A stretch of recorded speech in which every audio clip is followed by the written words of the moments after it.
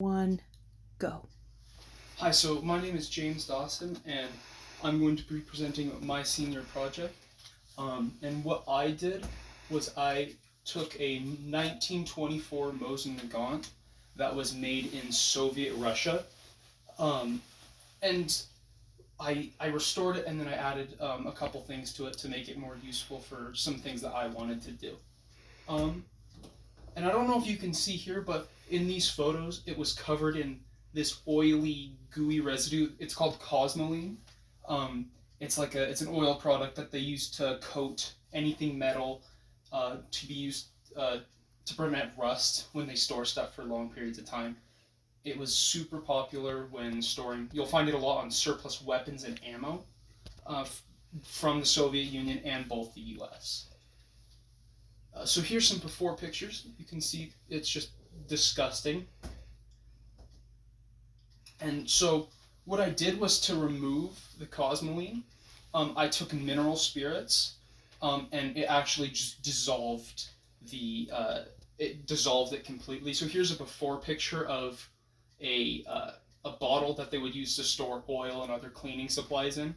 And so the before photo, and then after soaking it in the cosmoline and wiping it down a little bit, you can see the difference. And so here's actually a picture of the part soaking.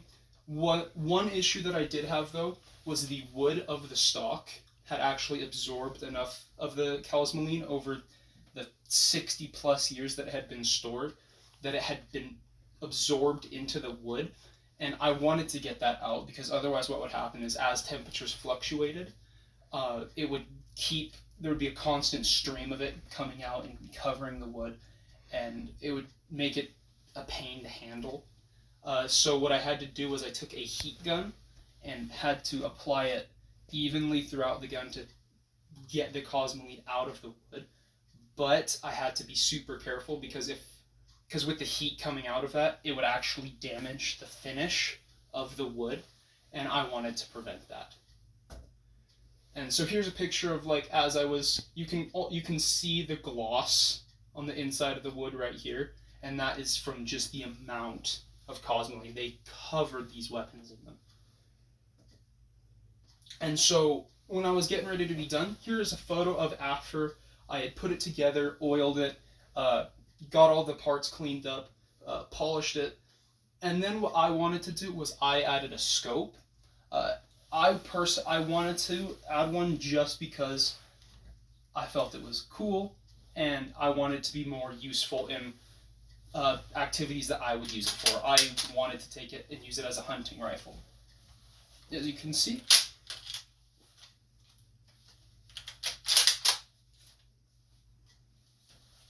all right.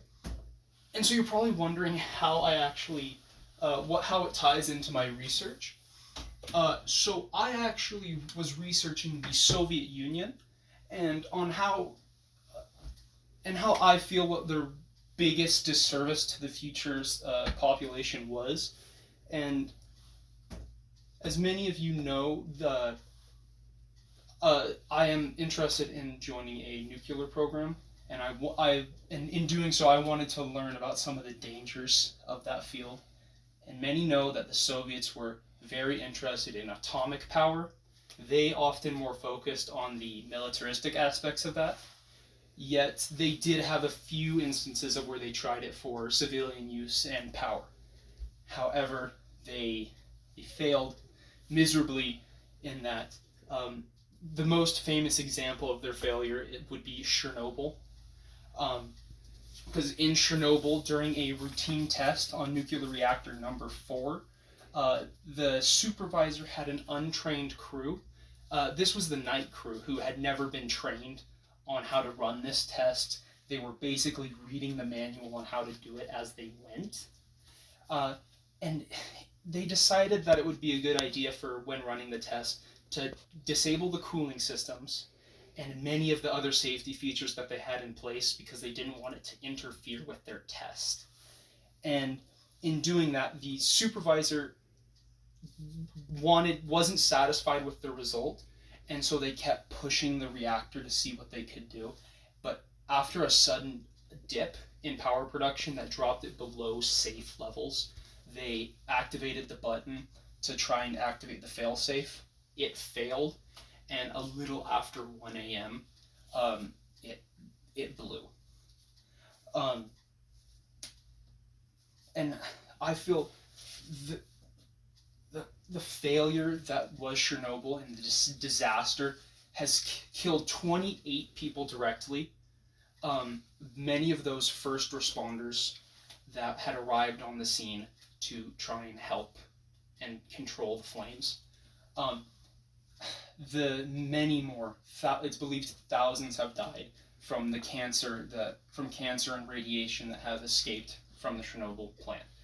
Um, and I feel that with their complete disregard for safety and just lack of knowledge, they have tainted the name of nuclear energy because when used correctly, nuclear power can be one of the best sources of energy that we have access to. It doesn't produce any carbon emissions in use. Uh, it produces power 24/7. While plants have to be manned and be turned on and ran, nuclear power plants will constantly be generating electricity as long as there is fuel in the core. They work by using nuclear fission, where they're splitting atoms to create power, which boils water, spinning a turbine. Um, but when the Soviets failed miserably, like they did with Chernobyl, it caused the name to be tainted, and now many fear what the power of nuclear energy could do. And I feel that is the biggest thing that the Soviets failed. That is their biggest failure to the future. Any questions? Yeah. So when you chose the Mosin, Mm-hmm. like to restore, um, were you like, was there other things that you had learned about Yeah, like Russia? I did. I initially started looking into their military aspects, but in doing so, I found that because I started looking at how they focused more on their military power, and in doing so, it kind of led to a rabbit hole of looking into nuclear bombs and how in the Cold War, um, the Soviet Union, I believe, had around 5 million troops in the peak of the Cold War. They had a budget of about 432 billion dollars in today's American dollar.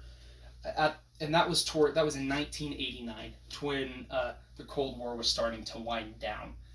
And they focused so much more on their military. I feel that they failed to realize uh, some of the less violent possibilities to nuclear power. Okay. Um, why did they store the weapons? Like, why did they have so many weapons to store? I don't understand. So from after World War II to the 1990s, um, the U.S. and the Soviet Union had issues because they had disagreeing core values. The Soviets were communists, the Americans capitalists, and neither side wanted to lose this war that they might lose. They might win or lose. So what they did was they were both constantly ramping up their militaries, and because there was what was called mutually assured destruction, and they wanted to make sure that if they were attacked, they wanted to be able to make sure that they could hurt them just as bad, if not more. So it was a constant game of cat and mouse on who had the bigger military.